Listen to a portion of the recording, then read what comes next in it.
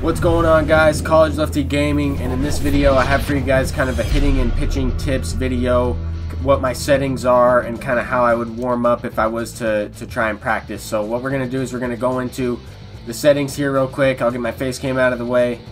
So this is kind of what my settings are. I usually put everything on Legend. I put the throw canceling on with fielding. I have everything on Legend here with the strike zone high camera. I've kind of talked a little bit about this in my video before.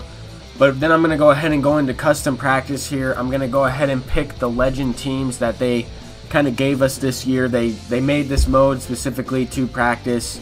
So I'm going to pick, I guess, like the Beast, the Loud, or Long Ball, whatever, Bombers, the different teams like that. The Boomers, the Groundbreakers, different teams like that. They have different Legends.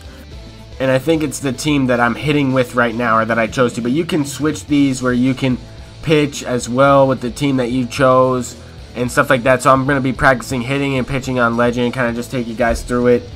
You can set the count. You can set if there's a runner on a certain base to practice certain situations. I mean, you are facing a computer pitcher, so you're not facing a real person, but at least it is on Legend difficulty. I'm facing, I don't know what these overalls or what these stats are for the guys that I have. Some of these hits are good, and they go right to them. It is what it is. I'm just trying to get my timing down.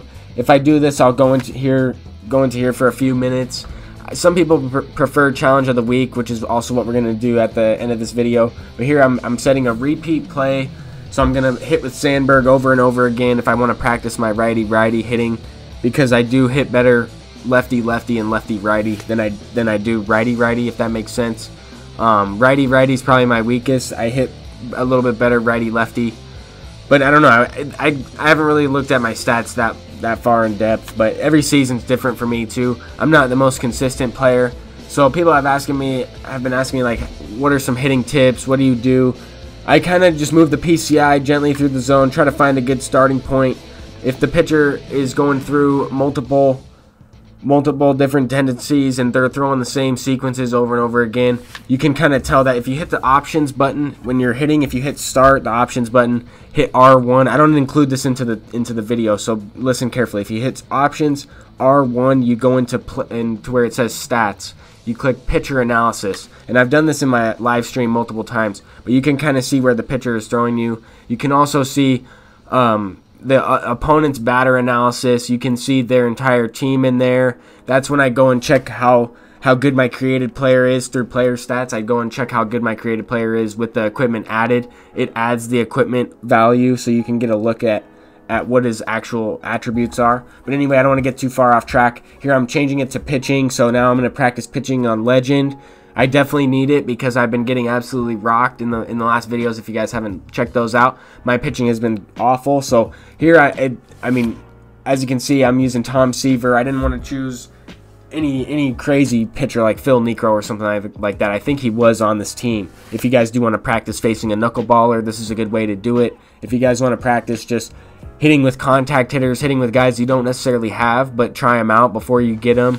Maybe something like that. You can use any MLB team. You can use in minor league teams. So you can really go into you can face a Legend with a common hitter and try to just time it up, try to make contact, something like that. I'm just giving you guys ideas. For me, necessarily, I don't really warm up this way all the time.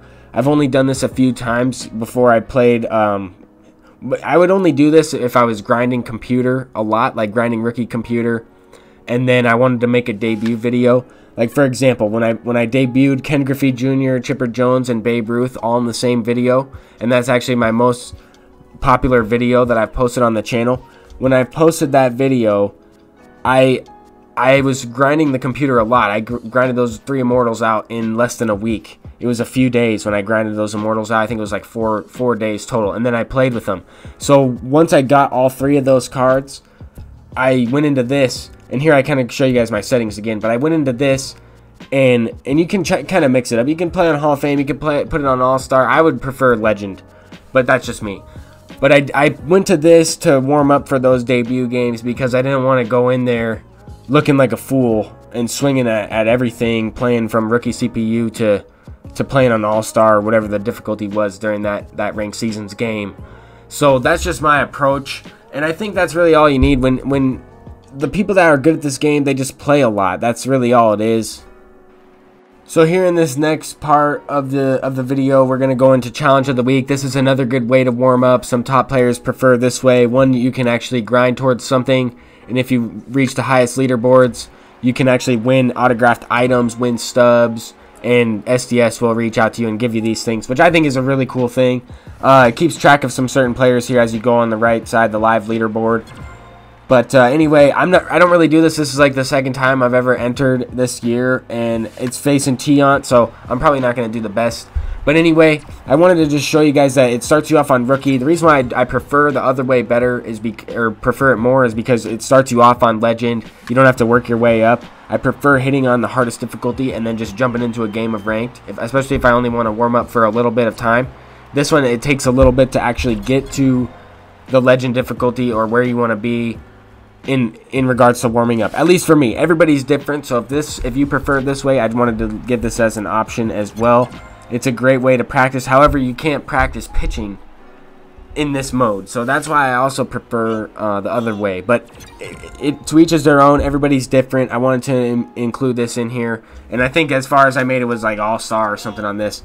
As you take balls, as you take pitches and take the balls off the plate, it increases your distance multiplier. And then as you hit the ball 10 feet in front of the catcher like that, you get a few points, and then it raises your difficulty as you go. So some of the best players in the world can get 70,000 stubs weekly from doing this challenge of the week. And once you get 3 outs, your score is done, and then it resets you later on. So every time it resets, it's pretty cool. I mean, it's just something that I don't really do because I like to just play the game online for the most part, or grind towards something that's gonna benefit the channel in the long run. You know, that's just for me. I didn't really like to warm up doing this, and I don't really warm up that often playing the game. So that's why when I jump into a game, sometimes it takes me a few innings to hit. But I don't know. I just like to just play and record and play live. So that's just me. But thank you guys for watching this video. Hopefully that helps some of the people asking for hitting tips and pitching tips video, and hopefully that helps in next year's game. I'm sure they're going to increase the pitch speeds a little bit, but we'll see what happens, and we'll figure out how we're going to warm up in next year's game as well. So take care, everybody. I'll see you guys in the next one. Peace out.